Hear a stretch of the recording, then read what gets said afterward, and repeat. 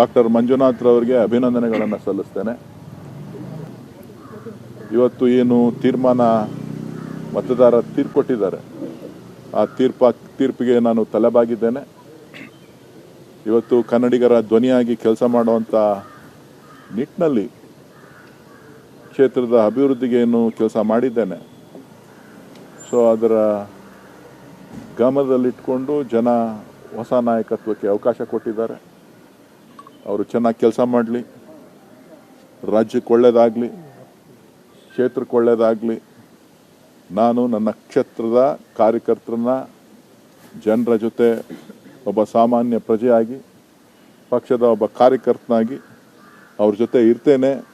ಎಲ್ಲ ಕಾರ್ಯಕರ್ತರಿಗೆ ನಾನು ಒಂದು ಸಂದೇಶವನ್ನು ಕೊಡಲಿಕ್ಕೆ ಬಯಸ್ತೇನೆ. ನಾನು ನಿಮ್ಮಲ್ಲಿ ಬೆಳೆದವನು, ನಿಮ್ಮಲ್ಲಿ ಇದ್ದವನು, ನಿಮ್ಮ ಜೊತೆ ಓಡಾಡಿದವನು. ಆ ಕೆಲಸ ನಿರಂತರವಾಗಿರ್ತದೆ.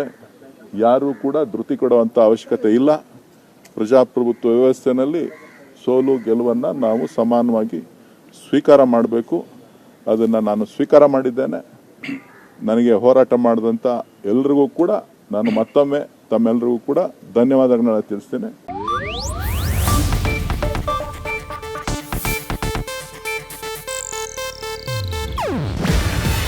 ಇದು ಏಷ್ಯಾನೆಟ್ ನ್ಯೂಸ್ ನೆಟ್ವರ್ಕ್ ಪ್ರಸ್ತುತಿ. ನೀವು ನೋಡ್ತಿದ್ದೀರಾ ಏಷ್ಯಾನೆಟ್ ಸುವರ್ಣ ನ್ಯೂಸ್.